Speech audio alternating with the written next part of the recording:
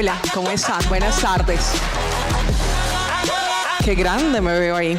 Bueno, ahorita vamos a hablar de la importancia de regular el trabajo sexual en Colombia, pero tenemos que empezar por definir qué es el trabajo sexual y en qué modalidades se ejerce.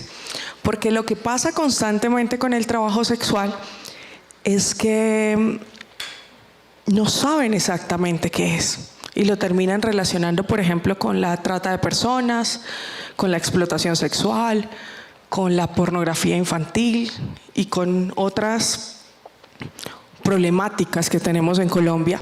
Pero el trabajo sexual básicamente es la prestación de servicios sexuales ejercido por una persona completamente autónoma en uso de sus facultades mentales y mayor de edad. ¿Sí? Empezamos por ahí.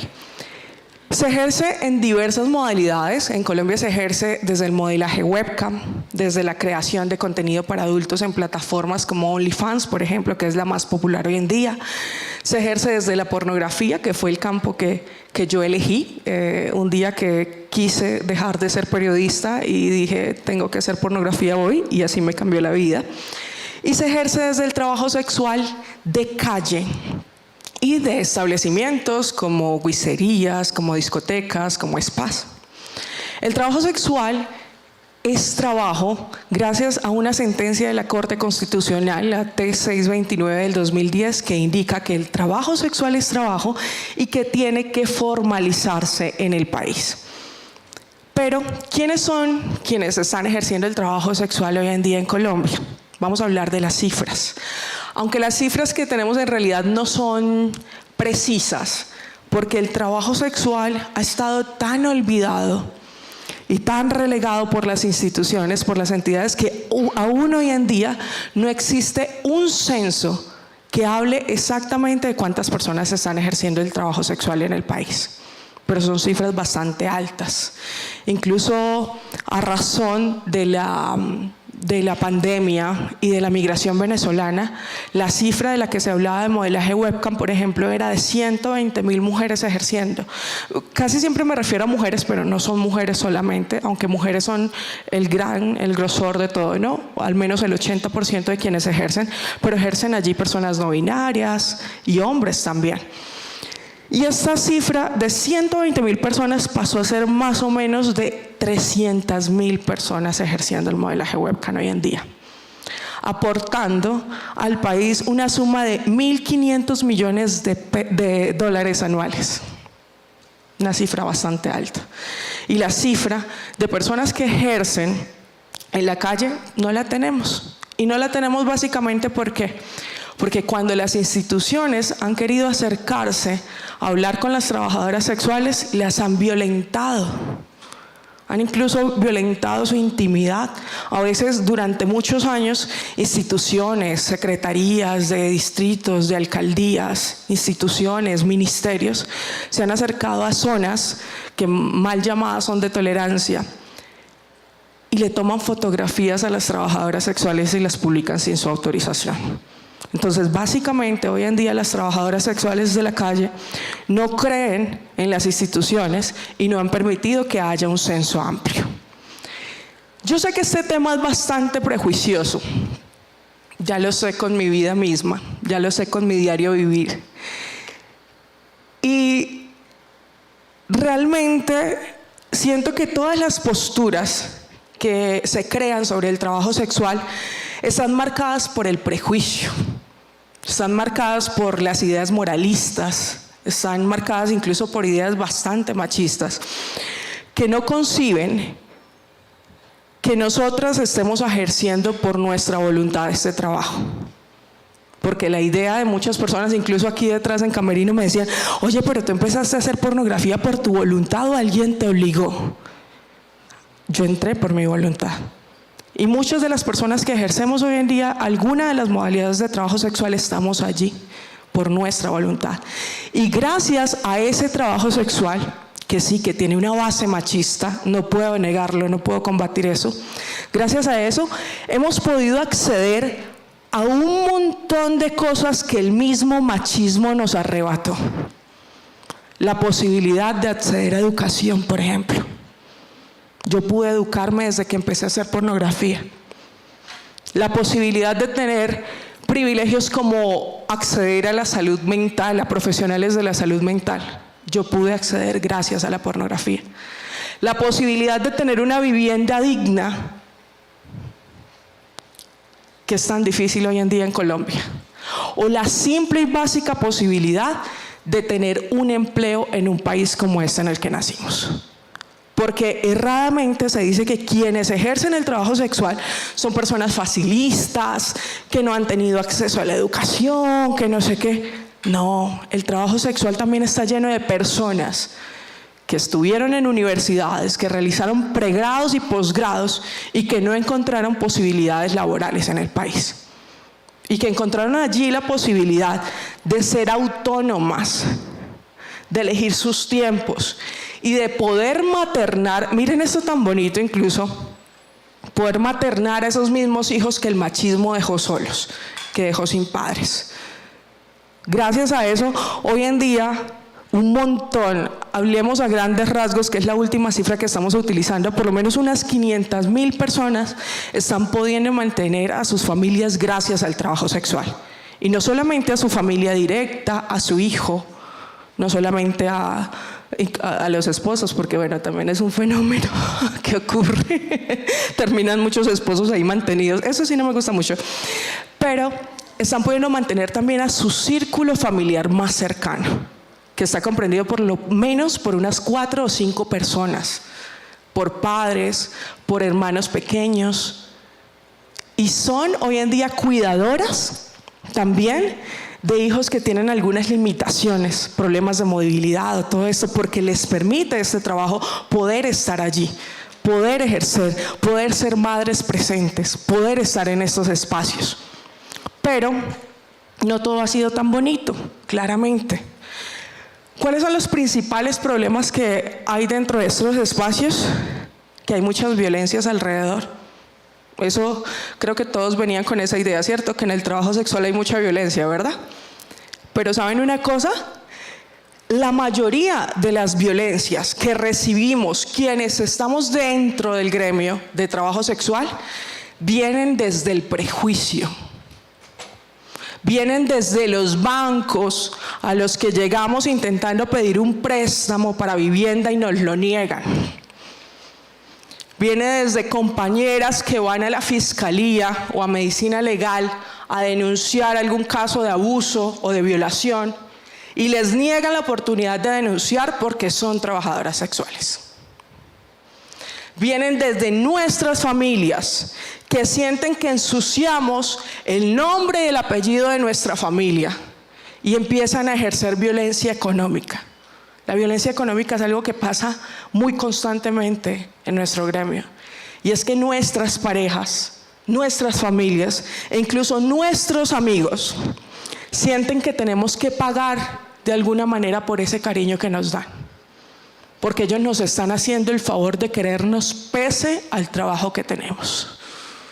Esa violencia viene desde las instituciones, viene desde un gobierno en general que nunca le ha permitido a una trabajadora sexual tener acceso a riesgos profesionales, por ejemplo. Viene desde las modelos webcam que no pueden criar a sus hijos porque las amenazan con quitarle los hijos porque ejercen trabajo sexual. Esa violencia está basada completamente en el prejuicio de quienes dicen que lo que hacemos es un trabajo fácil. Y créanme que esto de fácil no tiene absolutamente nada. Pero nosotras seguimos ahí firmes y fuertes, porque gracias a este trabajo hemos podido obtener muchísimas cosas que se nos fueron negadas, como ya les dije. ¿Y qué es lo que estamos haciendo? Intentar regular el trabajo sexual. Como les decía, hay una sentencia de la Corte Constitucional que ordena que el trabajo sexual debe ser regulado, pero esa sentencia nunca se atendió. ¿Por qué? Por el prejuicio. Porque las ideas abolicionistas del país dicen que no se puede regular esto porque esto es trata de personas y es no sé qué. Pero básicamente, con ese estigma que hay, lo que hace es fortalecerse la clandestinidad. y se generan espacios mucho más violentos para quienes están ejerciendo. Si esto sigue tapándose con un dedo y diciendo definitivamente no vamos a mirar hacia allá porque hacia allá están las putas, los espacios se hacen más clandestinos. Y espacios clandestinos son espacios violentos. ¿Qué es lo que buscamos nosotros desde la regulación? Que quienes decidan por su voluntad ejercer el trabajo sexual tengan garantías para poder ejercerlo. Tengan por lo menos espacios dignos, espacios salubres, espacios donde no van a ser violentadas por nadie, para que puedan ejercer. No estamos de ninguna manera, ¿cómo se dice?, como incentivando a que las personas ejerzan trabajo sexual. De ninguna manera hacemos eso. Y apoyamos a las compañeras que quieren dejar de ejercer este trabajo para que tengan alternatividad laboral, para que tengan acceso a la educación también. Pero queremos garantizar que quienes están ejerciendo hoy en día puedan hacerlo con tranquilidad. Y gracias a eso, yo hago parte de un sindicato que se llama AstraSex, que es Asociación Sindical de Trabajo Sexual.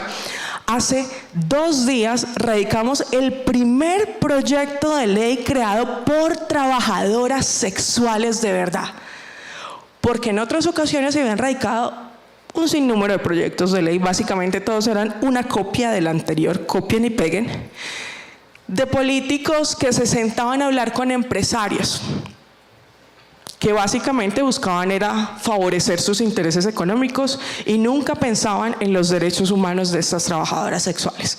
Entonces, hoy en día tenemos un proyecto de ley calientico allá recién radicado y vamos a empezar a defenderlo, porque el trabajo sexual en Colombia es necesario para regular, hay que regularlo definitivamente. Pero ¿quiénes se oponen a esto? Se opone el prejuicio, se opone el feminismo. ¿Cómo? ¿Dios? ¿Tú crees que Dios?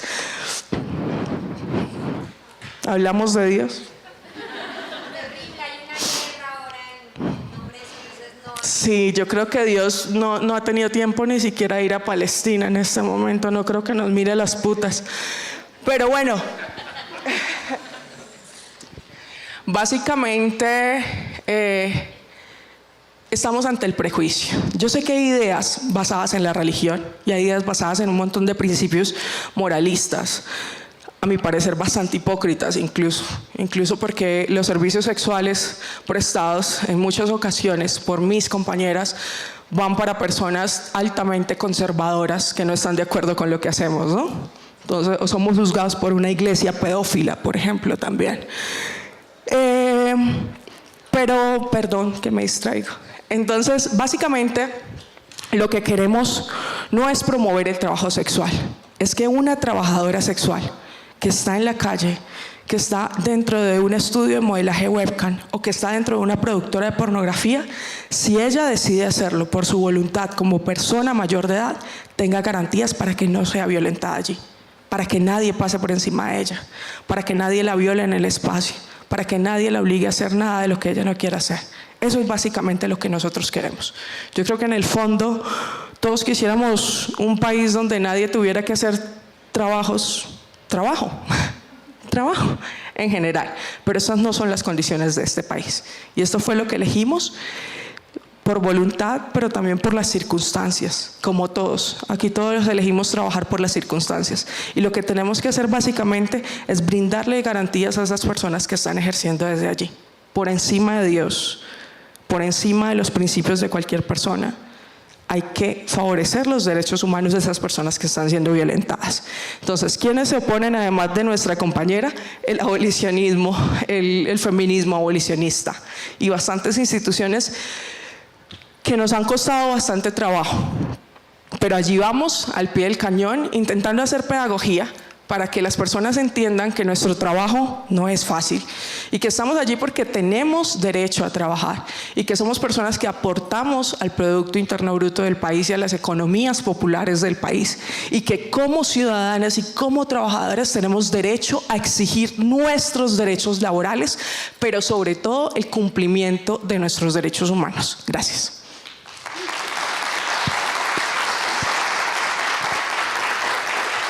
Me dicen que hay espacio para una pregunta.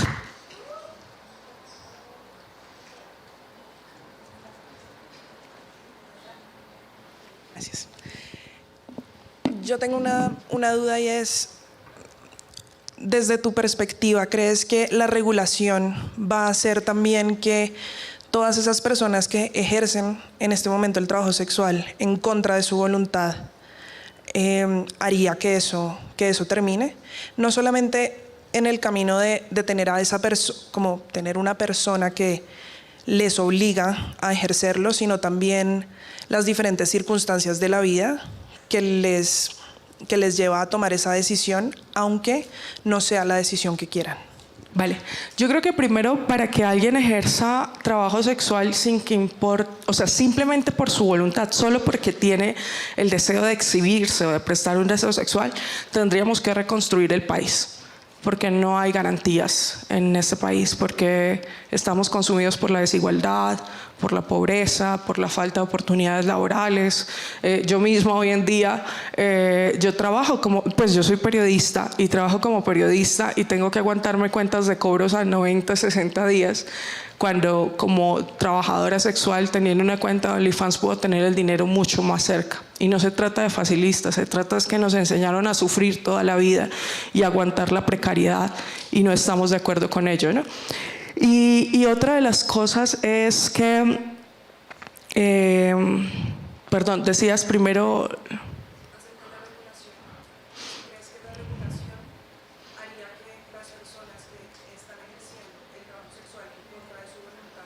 Mira, algo muy importante dentro de este espacio, que nos ha llevado incluso a tener como enemigos a muchos empresarios dentro de la industria, pasa por ejemplo con las modelos webcam.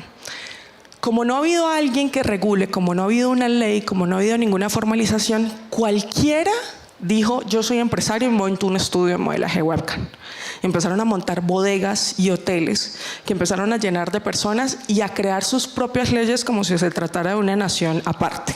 Y dentro de esos espacios lo que hicieron fue vulnerar a cientos de mujeres. O sea, tenemos una cantidad de mujeres que fueron violadas en la primera entrevista. Hoy en día incluso combatimos contra un empresario de modelaje webcam que es un zoofílico, que es una persona tremendamente difícil y hemos tenido que enfrentarnos muchas veces a él.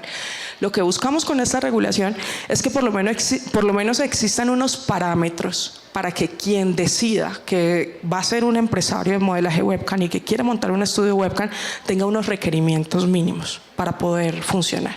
Y esos requerimientos buscan un enfoque de género, buscan que se estén monitoreando ya las condiciones de salubridad, busca que, por ejemplo, que no sean los empresarios de modelaje webcam los que les enseñen sobre prácticas sexuales a las modelos, porque es algo que pasa constantemente. Gente que no tiene ni idea de salubridad, de sexualidad, no tienen ninguna cercanía con la medicina, con los cuerpos, por ejemplo, y terminan enseñándoles a modelos cómo hacer prácticas. Entonces, con la regulación, sí buscamos que esas personas que están haciendo mal el trabajo salgan del gremio, que podamos tenerlos monitoreados. Entonces, que las modelos que están ejerzan en mejores condiciones. Y bueno, esto ya es a largo plazo, no me largo. Se va a crear una oficina de actividades sexuales pagadas dentro del Ministerio de la Igualdad. Y lo que buscamos también con eso es que para las personas que no quieran ejercer el trabajo sexual tengan las posibilidades de tener un nuevo trabajo o de acceder a la educación.